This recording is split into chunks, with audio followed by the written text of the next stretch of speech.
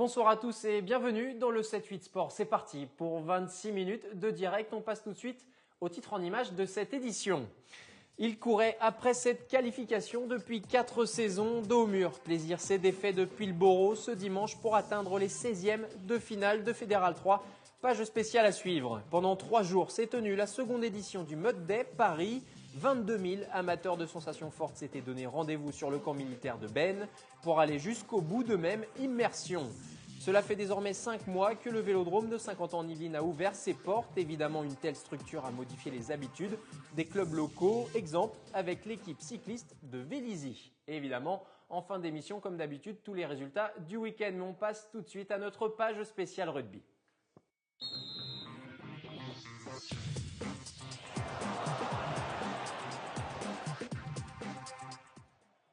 Je le disais dans les titres de cette émission, Plaisir s'est qualifié pour les 16e de finale de Fédéral 3 après un combat de 80 minutes ce week-end, ce dimanche, face à Puyllboro. Et l'entraîneur du PRC est présent sur le plateau du 7-8 Sport, Philippe Béard. Bonsoir à vous et merci d'être là. Bonsoir. Une première réaction, on va évidemment voir le résumé complet de ce match de ce dimanche.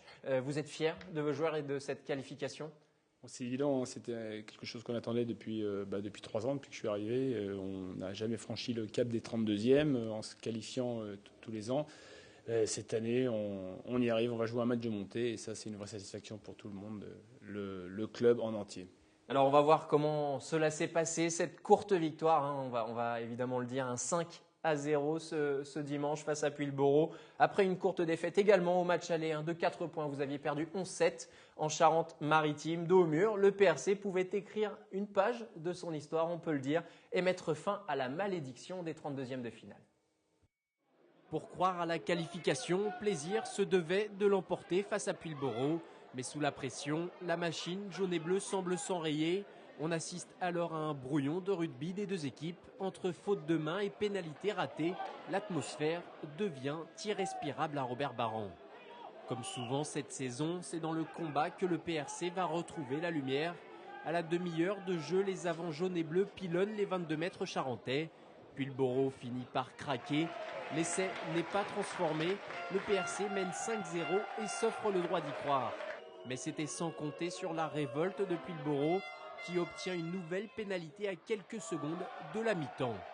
Mais le ballon semble ne pas vouloir passer entre les poteaux une nouvelle fois. En deuxième période, la pluie s'en mêle mais pas de quoi perturber les joueurs de Philippe Béard qui passent en mode barbelé.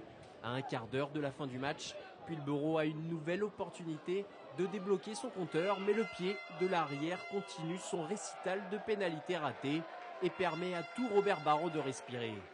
Alors qu'il reste encore quelques secondes à jouer, mêlée, introduction plaisir.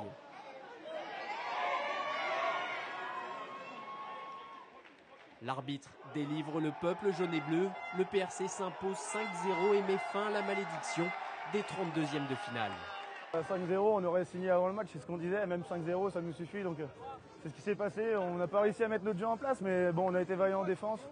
Je pense que voilà, l'essentiel c'était d'assurer la victoire, on l'a fait aujourd'hui. Après, ça fait 4 ans qu'on échoue à ce niveau-là de la compétition.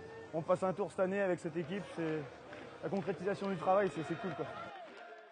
Le moins que l'on puisse dire, Philippe, c'est que c'était à l'arraché ce dimanche pour cette qualification. Oui, je crois qu'on avait deux équipes qui se valaient, qui avaient un peu en plus le même état d'esprit, le même style de jeu. Et dans ces cas-là, ça se joue souvent au match retour, quand il n'y a pas une grosse différence de points. Et ça, le fait de jouer chez nous au match retour, c'était un avantage, c'est évident. Et puis ça se jouait au mental. Et visiblement, ce dimanche, on a peut-être eu un petit plus qu'eux. Et c'est une grosse satisfaction là, pour tout le club, quoi, ouais. Vous avez senti un petit peu peut-être la peur de gagner chez vos joueurs ce dimanche ou pas, où ils ont réussi à être concentrés tout le long des 90 minutes?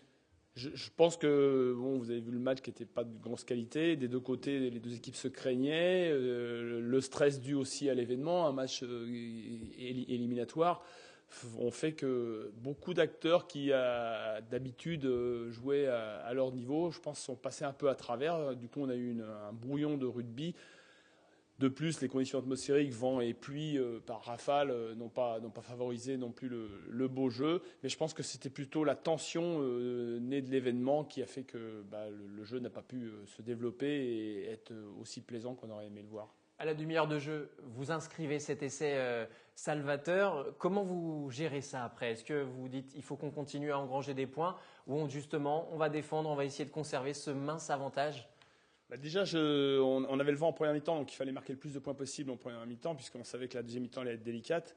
À 5-0 à la 30e, c'est vrai que c'était court, on n'avait pas encore pu passer les consignes de la mi-temps.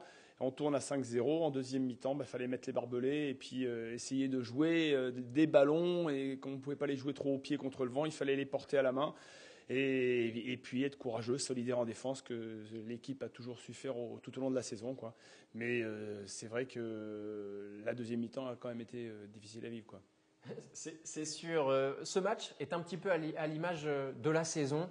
C'est une rencontre que vous n'auriez peut-être pas gagnée il y a 1 an, 2 ans. Oui, je pense qu'on a acquis une certaine solidité mentale, même si on n'est pas très performant, si on a des lacunes comme hier, dans la conquête, dans le jeu au pied, dans les transmissions derrière, on arrive quand même, en s'accrochant, à défendre chèrement notre peau. Et puis, les valeurs du Plaisir Rugby Club ressortent dans ces cas-là et nous permettent de ne pas passer à travers complètement, quoi.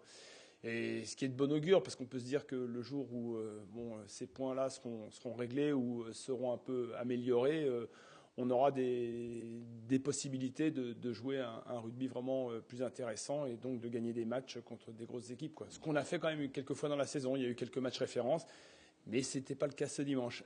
Et par rapport à cette qualification, on a un petit peu l'impression que ça conjure un peu le mauvais sort, parce que ça faisait quelques années que vous couriez après ce stade des 16e de finale, c'est 4 saisons. Voilà, le cap est passé là. Je pense qu'on était à notre niveau, hein, sur ces dernières années. On se qualifiait 3e, 4e à la ramasse, hein. Donc on était à notre niveau de perdre au premier tour quand on rencontrait des grosses cylindrées comme l'an dernier Rouen ou Poitiers il y a 2 ans, quoi. Là, en finissant dans les 2 premiers, ce qui était l'objectif avoué du club, on savait qu'on allait rencontrer une équipe qui avait fini au-delà de la 2e place et donc qui était un peu moins bien classée que nous. Et on se devait absolument de montrer que on était au moins au niveau de ces équipes-là, et c'était l'objectif de la saison d'obtenir une qualification pour les 16e. Puis après, on verra. On verra, c'est du bonus. C'est justement ces 16e de finale pour ce match aller-retour, ce nouveau match aller-retour. Vous allez croiser la route de Chartres, une équipe que vous connaissez bien puisqu'ils étaient dans votre pool sur cette saison régulière. Ouais, absolument. Comment vous voyez cette double confrontation? C'est toujours... on était très contents de jouer les 32e contre une équipe qu'on ne connaissait pas, avec un vrai déplacement ça ressemblait vraiment à des phases finales. Là, on va retrouver une équipe de la poule qu'on a battue 2 fois, donc c'est à double tranchant. Je pense que c'est une équipe qui finit la saison vraiment très fort et puis qui a des grosses individualités. Ils ont un budget important qui leur a permis d'avoir des rentrées de joueurs étrangers, en particulier des Britanniques, à des postes clés. Et c'est vrai qu'il y a des grosses individualités derrière. Les 2 matchs contre nous ont été des matchs très serrés puisqu'on gagne d'1 point chez eux. Même si on fait un bon match au retour, on gagne que de 10 ou 12 points, je crois. Donc ça sera 2 matchs délicats contre une équipe qu'on connaît. C'est le seul avantage. Ça veut dire qu'on va pouvoir, grâce à la vidéo, retrouver tous les points forts et les points faibles de cette équipe et bosser pour préparer au mieux l'équipe cette semaine. Et ce qu'il faut dire, c'est que surtout, en cas de victoire et de qualification, c'est la Fédérale 2 qui va s'offrir à plaisir. Et ça, c'est une vraie étape. Oui, on va pas y penser jusqu'à ce que ça soit arrivé, mais si jamais ça arrivait, ça serait quelque chose de très nouveau, quoi, hein. Le club a été en Fédéral 2, mais il y a au moins une 30aine d'années. C'est un autre monde, hein. Moi je le connais un petit peu et ça nécessite des structures, des finances et un investissement des joueurs plus important que ce qu'on a dans un club comme Plaisir, quoi. Donc il faudra réfléchir. Se convaincre qu'on peut faire quelque chose, c'est-à-dire dans les premiers temps s'y maintenir. Si jamais ça se présentait, c'est vrai que ça serait un peu une révolution au club de Plaisir. Comment vous allez préparer justement cette double confrontation contre Chartres cette semaine? Je pense qu'on va récupérer déjà, parce que c'est des matchs durs, ces matchs de phase finale. Et puis on est au bout d'une saison longue. On a eu une poule de 11, donc ça veut dire qu'on a eu plus de matchs que les autres équipes. Voilà. Donc la saison, elle est longue. C'est un peu le même groupe de joueurs qui tourne depuis le début de la saison. Donc ça va être de la récup et puis de travail de précision sur les choses qui n'ont pas été à la hauteur ce dimanche et sur les 2-3 dimanches. Le dernier dimanche en particulier, la conquête et le jeu au pied. Il va falloir vraiment améliorer si on veut faire quelque chose contre cette équipe. Très bien, merci beaucoup Philippe d'être passé sur le 7-8 Sport. Évidemment, on va suivre ça de près. Premier match, donc match aller face à Chartres de ces 16e de finale de Fédéral 3, peut-être pour s'entrouvrir, on va dire, un coin de porte pour la Fédérale 2. Merci beaucoup Philippe. Merci, bonsoir. Cela fait désormais 5 mois que le Vélodrome de Saint-Quentin en Yvelines a ouvert ses portes. Et évidemment, une telle structure a modifié les habitudes des clubs cyclistes locaux. C'est notamment le cas de Vélizy, dossier réalisé avec Patrick Jacques de Dixmude. Désormais, tous les samedis matins, les cyclistes véliséens se réunissent sur la piste. Si l'équipe cycliste de Vélizy, créée en 1970, reste un club de route par tradition, avec l'ouverture du Vélodrome, un pôle piste a été rapidement créé. L'ouverture du Vélodrome nous a apporté une cohésion. Déjà, l'intérêt pour la piste, et cela a permis à une quinzaine de coureurs de découvrir la piste en tant que débutants, et maintenant ils sont passés au stade de confirmés, et puis ça crée une émulation. Il y a 5 mois, le champion d'Europe master du kilomètre Yann Dujarrier devait préparer les échéances internationales avec les moyens du bord.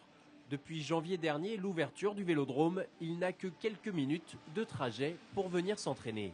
Depuis cette année, c'est un réel plaisir de plus se poser la question, de savoir regarder la météo pour venir à l'entraînement. On vient vraiment quand on a envie. Les horaires sont très flexibles avec des horaires très tôt le matin pour ceux qui travaillent dans la journée.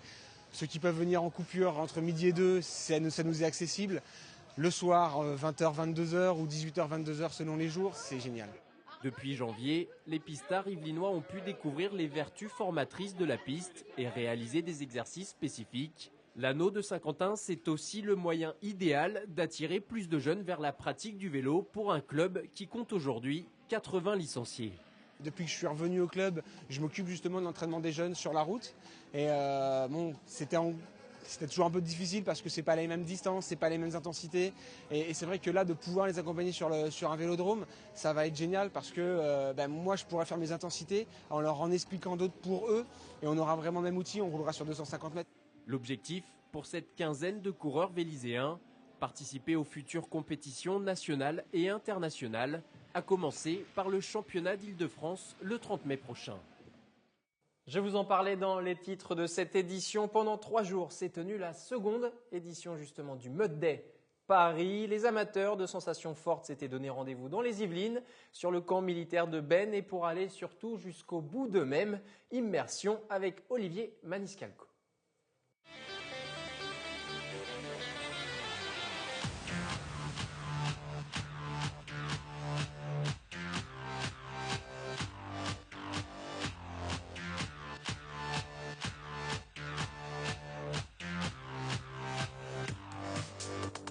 Sur 13 km et 22 obstacles, le menu du Mud Day est simple, de l'eau, de l'électricité, de la glace, mais surtout... De la boue, de la boue, de la boue. Au milieu des 6000 participants du jour, Marianne, Guillaume et Thierry ont plongé avec une dizaine d'amis dans l'enfer de la boue. Malgré la pluie, ces mudeurs doivent passer les obstacles coûte que coûte à la manière des commandos d'unités d'élite. Esprit d'équipe et survie deviennent alors indissociables.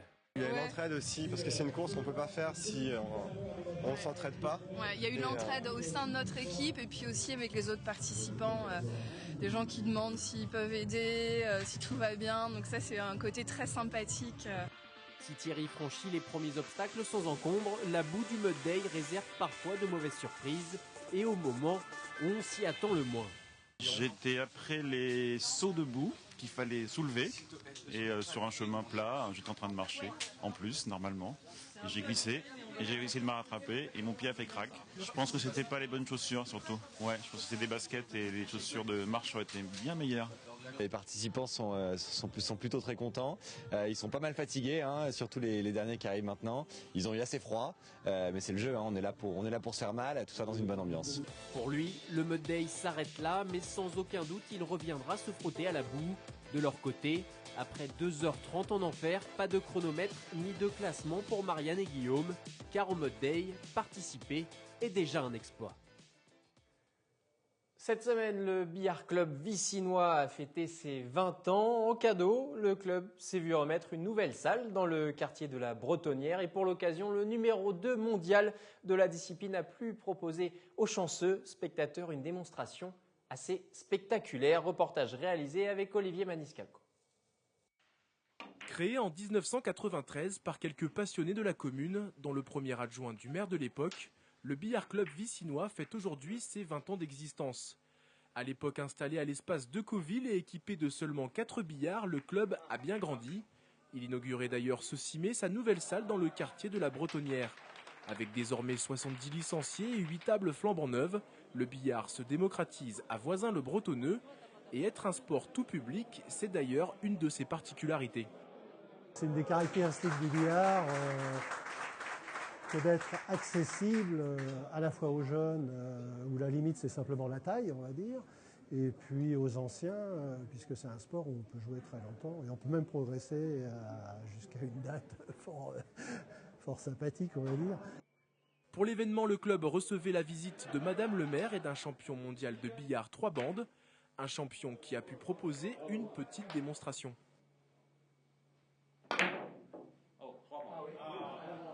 Je joue dans plusieurs clubs, alors il y a des très très vieux clubs aussi, mais 20 ans c'est un bon temps. Jouer avec les joueurs du club et tout ça, c'est très agréable, c'est intéressant pour moi, pour eux aussi je pense. Avec ces nouveaux équipements, le club est maintenant disposé à accueillir un public plus nombreux pour les 20 prochaines années. 20 prochaines années que le billard club vicinois espère aussi belles que celles qui viennent de s'écouler. Allez, on passe à l'essentiel des résultats du week-end.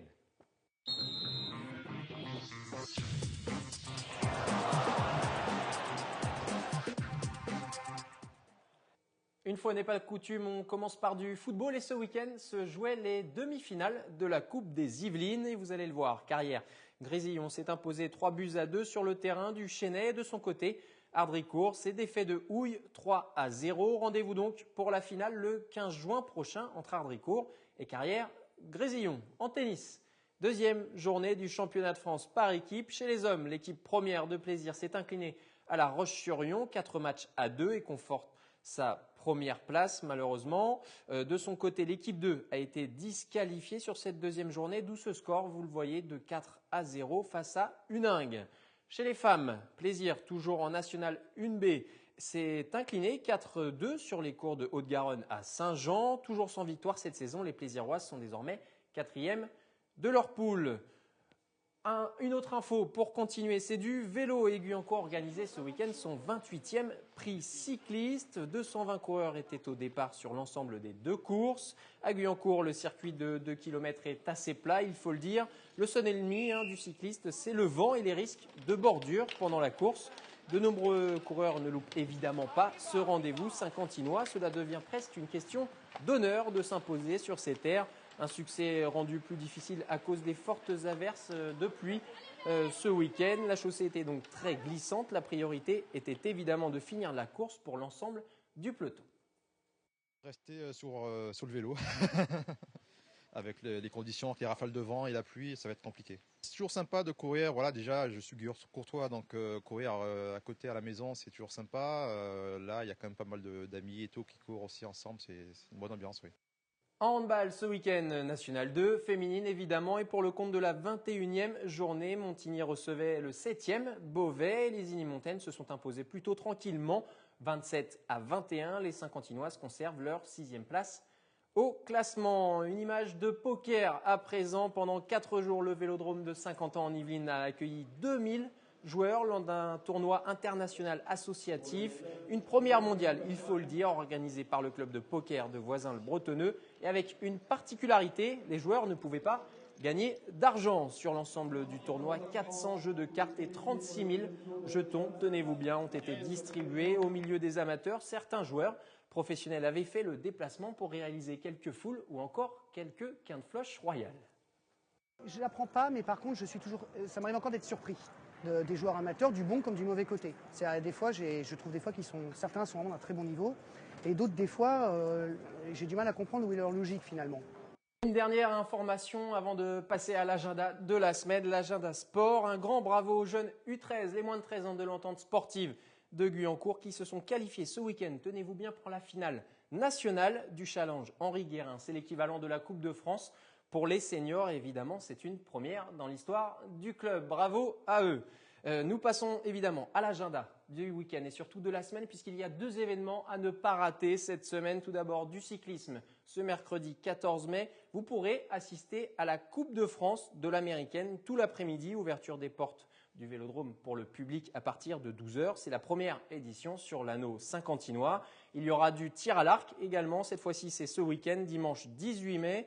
Montigny accueille le championnat départemental de tir fédéral. Plus de 250 archers se défieront sur du tir à 50 mètres.